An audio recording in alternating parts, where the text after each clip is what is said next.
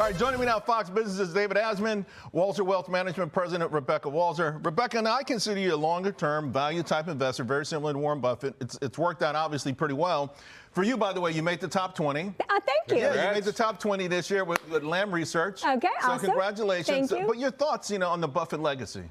Well, I think that, he's an indelible part of the Americana, and, I'm not talking as if he's passed, but I mean, he's been phenomenal, and I think that in this day and age of fast moving, he is a calm sense of calm and stability. David? In 1985, he gave another interview for PBS, and he was asked, what's the most important quality of an investor? He said, it's not the intellect. It's the temperament. It's the temperament. True. To go against the crowd, you have to have the right temperament. You can't freak out. You can't get too excited when you do well when other people, and don't rely on other investors to pat you on the back and say you're doing a good job. Right. Because if you follow the crowd, that's the road to failure, not success. All behavioral finance is just becoming into the parlance, Yeah, and what's interesting is, I feel like, we always talk about make America great, and as people say, we look back in the mirror as if things were great, but I do believe there was a difference, particularly when young people. I mean, 14 years old, he's investing already. Yep. Right now, I'm looking at this crisis, right? Young adults in America say they need $587,000 a year. That's what they consider success. that's what the Gen Z does. But the same token, there's a new report out, David, that says they're not working as much, in part because they don't think they can make 587, so they have given up on it, which is the exact opposite of a Buffett. My dad was born in 26. Buffett was born in 1930. They were both Depression babies. The Depression babies had a different attitude. They were willing to suck it up, to take the pain as long as it took to get a family.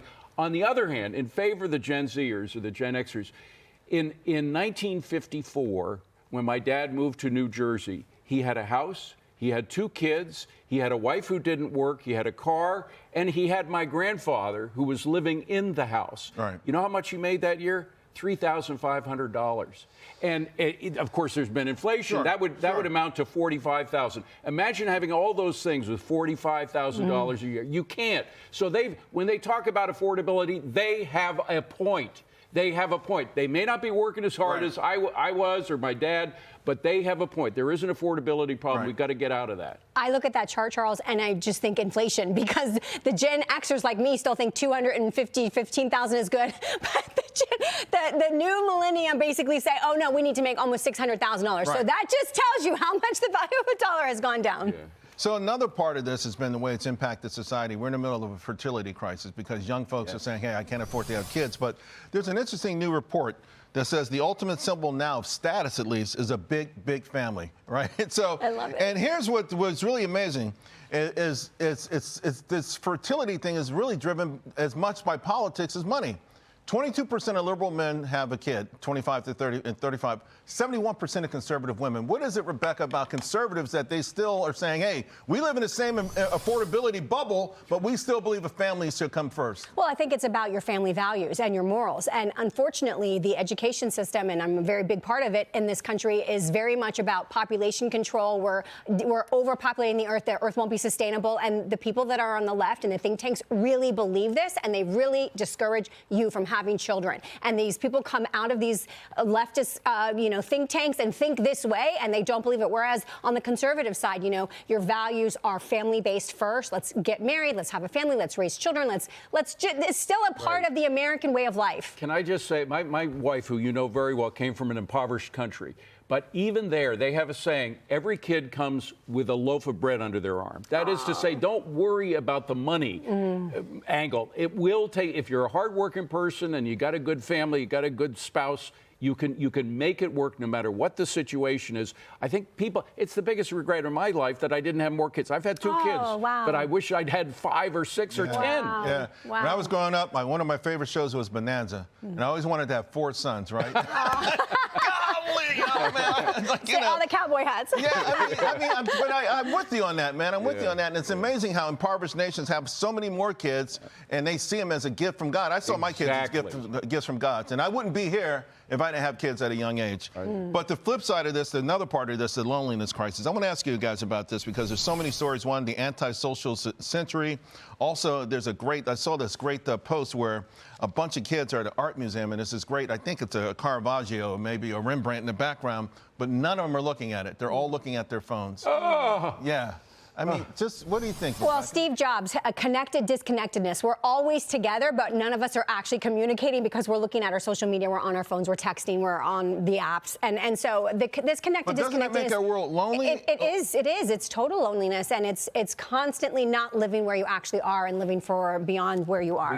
We got to get out of it somehow. And I think with kids, because now I got a couple of young grandkids, and we focus on reading with them. We focus on books. Whenever possible, Beautiful. we focus on books. And when they get into the teenage years, I told my daughter, do not give them a smartphone. So true. Do not. So true. Maybe There's a new report that says you got to do it after 13 if you do. That's a lot of pressure before 13, though. When they go to school and everyone else has it. I know. But so although hard. schools now are cracking down on them too. So hopefully we can all get together on this.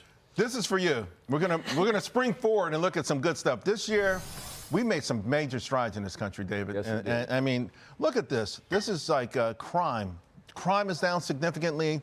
The drug overdoses are plunging. Yeah. I mean, what do you attribute all that to? First of all, people realize what works. We knew what worked back in the 1990s when Giuliani came as mayor to New York. He turned this city around. I moved to the city in 1980, so I saw the worst of it, and I saw it get better. And the way to get, it's not rocket science.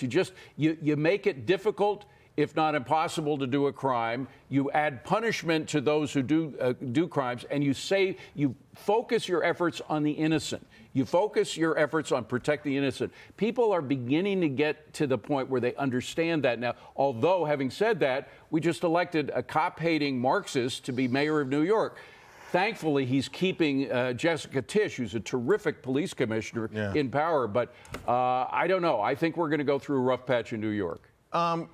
Yesterday, you were going to be on, and we cut you short, and I was going to ask you about AI. You had some interesting comments. You know, next year is all about AI. Yeah. And there's this fear that at some point AI will surpass humans. Yeah. That we won't be needed. And you had some interesting comments and thoughts on that. Yeah, I mean, AI and quantum computing algorithms basically will give us beyond human abilities. And so a lot of humans are saying, oh, this is going to make human contribution to GDP subpar or non-existent. And the only thing that I say is we will never be eclipsed by AI. And that's because in Genesis 2:7, it says God breathed the breath of life into man and created a living soul. So there is still something to be said about us as being created by God and being living beings with spirits, souls.